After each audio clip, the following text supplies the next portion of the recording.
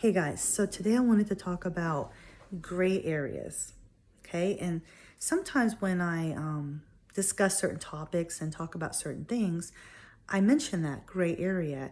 And I believe that is a key thing in raising children on the autism spectrum. I am constantly reminded, and today was one of those days, I'm constantly reminded of the little quirks and little things that make autism so unique from other things that are out there.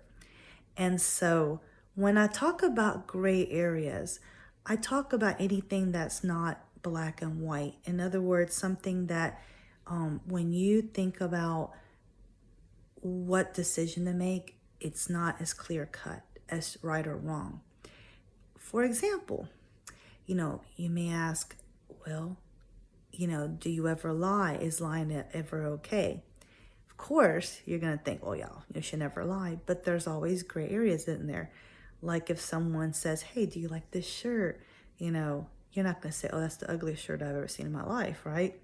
Or if a child, right? If a child is at a birthday party opening gifts and they don't like what they receive, you always tell your child, be gracious and say thank you, right? Even if they are really not wanting that gift.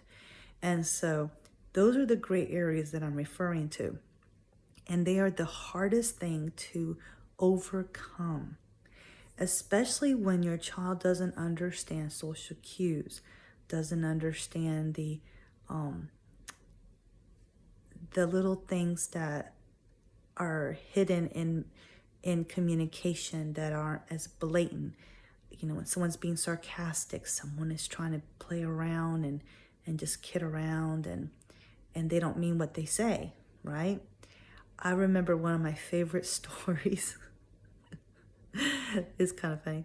The director from my school told me that when she first started working at the school we both worked at, she completely forgot how literal kids can be.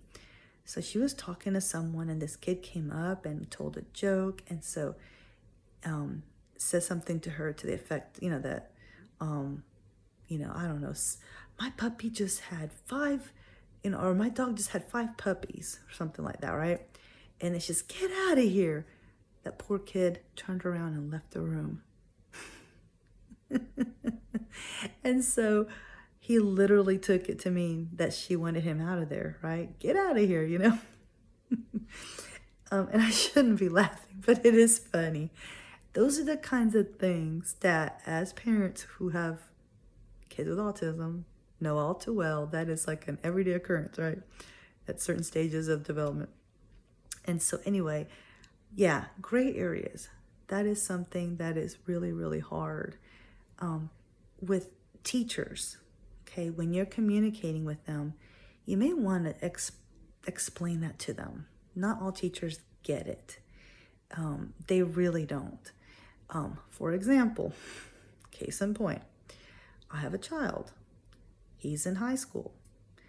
The teachers are trying to tell the kids, hey, there's tomorrow, it's going to be testing day. You guys aren't testing. We're basically going to be doing nothing. So read between the lines, right? But I have to say that you guys have to be here. So what did the kid listen to? What did they hear? They have to be there. So that poor child comes to school the next day, and he is one of only two kids in the class. And he texts me telling me this, and I was like, were you supposed to be at school? So come to find out, I contacted parents, and sure enough, the teacher had basically told them, without telling them, don't come, because I'm not going to be here, you don't need to be here. But they didn't read between the lines, right? That's the kind of thing that can, in that case, it wasn't detrimental, right? He showed up to school, whatever, he didn't get in trouble. But what if the teacher would have said something and it was really important for him to know, right? And that's the kind of thing that we experience a lot. And it's hard because unless you live in that world, you don't understand it. And unless someone can explain it to you and really tell you what it's like, you won't know. All right, those are my thoughts. As always, good luck on your journey, and I look forward to seeing y'all soon. Bye.